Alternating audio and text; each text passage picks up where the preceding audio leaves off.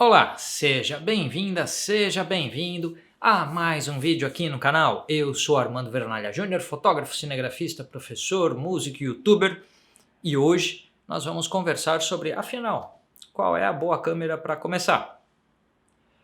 E muita gente que fotografa com o smartphone quer passar para fotografia de câmera, por variados motivos. Seja porque quer uma qualidade melhor de arquivo, seja porque quer estudar mais fotografia e a câmera tem mais possibilidades de recursos técnicos para o estudo, seja porque quer se colocar profissionalmente na fotografia e assim quer sair do smartphone ou da câmerazinha compacta para uma câmera mirrorless DSLR com maiores capacidades.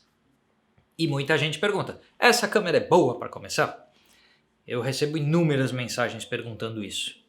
E eu vou tentar colocar algumas ideias aqui do que eu acho que é uma câmera boa para começar. Então vamos começar assim. Falando do critério Brasil, tá? A galera que me acompanha em outros países desse mundo, que são brasileiros espalhados em toda a redondeta, em toda esta terra redonda. E quando a gente fala planeta, tem gente que confunde as coisas. Brincadeira, gente. Brasileiros espalhados mundo afora. E também toda a galera que acompanha em Portugal. Existe um critério específico que eu vou colocar aqui, que é o critério o que é mais interessante em termos de Brasil. E aí quem está em outros lugares com acesso a outras formas de aquisição de equipamentos, vocês levam em consideração os cenários em que vocês se localizam. Por que eu estou dizendo isso? Porque um dos primeiros critérios para a gente separar equipamento é definir uma marca. E para definir a marca, eu tenho um critério aqui no Brasil que é a marca estar oficialmente instalada no país e a marca ter assistência técnica, distribuição de peças, distribuição de suporte oficialmente no país. Hoje a gente tem aqui a Canon, a Fujifilm e a Sony com presenças formais, importação oficial de equipamentos, e a Nikon não está formalmente com essa operação. Já esteve, de repente um dia volta, vai saber, mas a Nikon não está. Assim sendo, uma assistência técnica que precise de peças Canon, Fuji, Sony, tem de quem pedir, de quem comprar, porque há a operação. A assistência técnica que vai atender Nikon tem que fazer importação independente. O pessoal da Portstar, por exemplo, que eu falo sempre deles, consegue fazer importação independente de peças da Nikon. Mas você tem que estar ciente que isso pode impactar nos custos de manutenção do seu equipamento, pode impactar nos prazos para consertar um equipamento.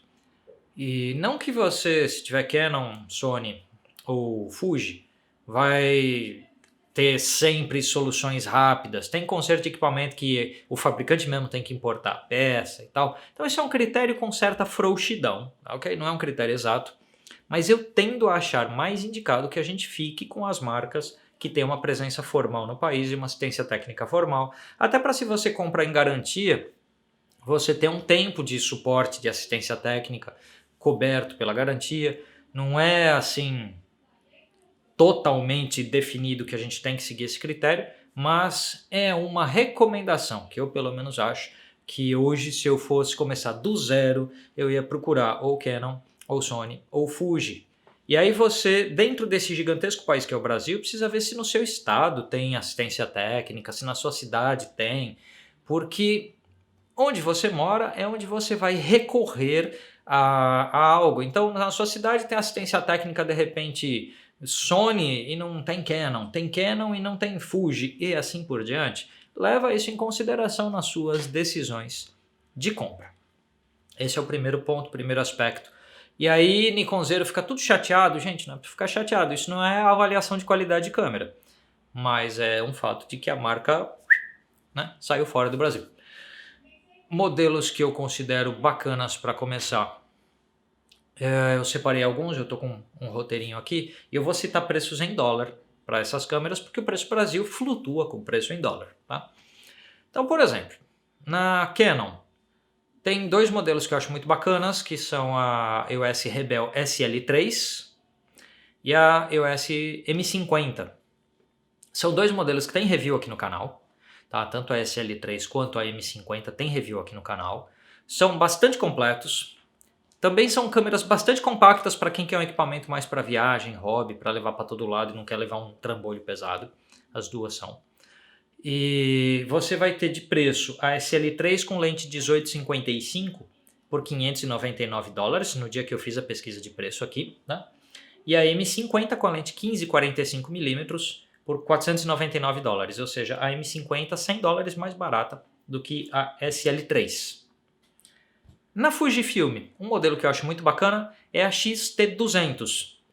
A gente não tem review dela aqui no canal, mas tem o review aqui no canal da X-T100. A X-T200 é um aprimoramento de quase tudo aquilo que tinha na X-T100. Então você dá uma olhada no review da X-T100, imagina um pouco de melhoria em vários sentidos e você vai chegar na X-T200. Ela custa $699, ou custava no dia que eu fiz a pesquisa para fazer esse vídeo. Ou seja, $100 a mais que a SL3, $200 a mais que a M50. Da Sony, eu acho a A6100 um modelo bacana, com lente 16-50, custando $698, ou seja, praticamente o mesmo preço da Fuji, então $200 mais caro que a M50, $100 mais caro que a SL3. E próximo a isso, a gente teria, por exemplo, a D5600 da Nikon, que com a 18-55 custa $646. Eu achei que eu não tinha anotado o preço aqui, mas eu anotei. Então ela custa pouco menos que as Fuji e Sony, pouco mais que as Canon. Então nessa faixa de preços, você tem câmeras que de forma geral, todos esses modelos citados têm 24 megapixels de resolução para fotografia. Todos eles têm sensores APS-C, não são câmeras full frame, aquilo que popularmente chamam de cropada, o que não significa nada, tá? Para quem está começando, é mais do que suficiente uma câmera APS-C e só alguns profissionais terão a necessidade de uma full frame, mas nem é a maioria. Assim sendo, essas são boas câmeras para começar. Então se alguém me pergunta, D5600 da Nikon é boa? É. SL3 da Canon é boa? É. M50 é boa? É. X-T200 é boa? É. Sony A6100 é boa? É.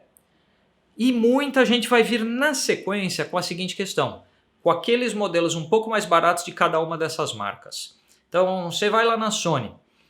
Em vez da A6100, Armando, se eu pegar a A6000, é uma boa coisa? O que você perde?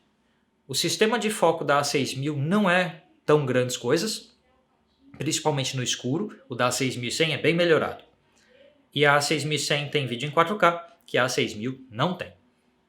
São duas diferenças para você levar em conta. E a X-T100 na Fuji sobre a X-T200? Mesma coisa, não tem o 4K, eu falei isso no review da X-T100, tá? Oficialmente ela tem um 4K, mas não é usável, 4K a 15 quadros por segundo. Então a X-T200 tem um 4K usável, também o sistema de autofoco aprimorado na X-T200 sobre a X-T100. E na Canon, se ao invés de SL3 ou M50 a gente pegar SL2, ou a gente pegar T7 ou T100, a Canon tem alguns modelos ali abaixo. De novo, você vai perder o vídeo em 4K e geralmente você tem versões de autofoco mais simples instaladas na câmera. Em todos os modelos que eu citei, SL3, M50, X-T200 e A6100 e Nikon D5600, calma que eu já vou chegar na D5600, mas deixa ela de fora um pouquinho. Nos 4 outros modelos, ou seja, as duas Canon, a Sony e a Fuji, quando você baixa 1 ou 2 degraus na linha desses fabricantes, você perde o vídeo 4K, ou tem um vídeo 4K inútil, que é o caso da X-T100, e você tem versões de autofoco mais simples, com menos funções. Eu acho que no mercado atual, a gente já começar com uma câmera mais capaz, por exemplo, a T100 da Canon, ela é boa para fotografia, boa para começar com fotografia, mas não tão boa para começar com vídeo. A SL2 e a SL3 são melhores para quem quer começar com foto e vídeo. E eu acho que o mercado é o das duas necessidades. O mercado é de foto e vídeo. Para quem começa por hobby, faz a escolha baseado só no que vai usar. Tem gente que só fotografa, maravilha, não faz vídeo. Mas profissionalmente, necessário fazer as duas coisas. E assim, SL3 da Canon, M50 da Canon, X-T200 da Fuji, A6100 da Sony, são modelos mais competitivos para atuar nas duas frentes. E aí você tem que ver também preço de acessório, preço de bateria, assistência técnica, as outras coisas, para decidir qual é melhor para você. todas elas são ótimas câmeras para você começar. Os modelos abaixo eu veria com certos critérios. Então a 6000, no caso da Sony, eu já tive uma, acabei me desfazendo, não atendeu certas necessidades que eu tinha, mas isso é outro problema. X-T100 da Fuji atenderia algumas das minhas necessidades, mas não todas. T100 ou T7 da Canon também, mesma observação. Então os modelos bons para começar, na minha opinião, seriam esses: SL3, M50, X-T200 e a 6100. E aí entra a D5600 da Nikon, que eu falei para falar depois, porque a D5600, que é uma bela câmera fotográfica, não tem vídeo em 4K, por exemplo. O que a limita um pouco. Pela faixa de preço, ela está oferecendo um tipo de recurso no nível de modelos abaixo. Então, por exemplo, a SL2 da Canon não tem vídeo em 4K. A 6000 da Sony não tem vídeo em 4K. A X-T100 da Fuji. E essas todas custam menos que a D5600. Leva em consideração que talvez a D5600 esteja um pouco atrasada em termos de mercado ao não oferecer esse recurso. E uma Nikon que tem isso, que seria uma mirrorless de entrada da Nikon, no momento que eu gravo esse vídeo, se saiu outro modelo depois é outra história, seria a Z50, que aí tem 4K, tem funções de vídeo completo e tal, mas ela custou $856, ou seja, ela é mais cara que todas as que eu falei até aqui no vídeo. Por esse conjunto de coisas, eu acho que a Canon, a Fuji e a Sony oferecem mais condições para quem está começando do que a Nikon, porque você tem modelos de entrada mais completos pelo preço que custam. A X-T200 tem um pouco mais de recurso do que a M50 da Canon? Tem, mas também custa mais caro. Então, avalia isso, pega as especificações delas. Mas para todo mundo que me pergunta assim, uma boa câmera para começar, se o seu bolso alcança uma dessas, SL3 com lente do kit, M50 com lente do kit, X-T200 ou a 6100, você vai estar bem servido. E leva em conta outros fatores, por exemplo, uma delas tem alguma função que te agrada e que outra não tem, aí você vai examinar as especificações. Então, por exemplo, eu gosto das câmeras da Canon porque o monitor vira para frente. Se eu não me engano, o da X-T200 vira também, o da 6100 acho que vira por cima, não tenho certeza. Então, avalia-se ergonomia, disponibilidade de lentes, de acessórios e de assistência técnica, é quem vai decidir para você qual dessas é melhor. Mas são excelentes câmeras, todo mundo pode começar com qualquer uma delas e vai estar bem servido.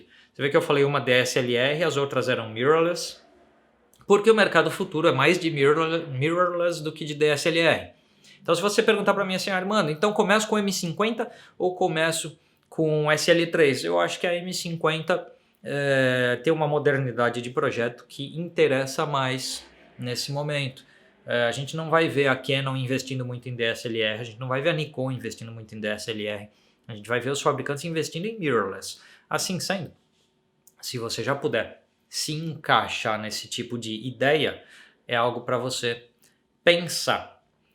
Tá bom, minha gente? Aí você pensa assim, poxa Armando, você não mostrou fotos feitas com as câmeras, você não... Elas fazem exatamente a mesma coisa, gente.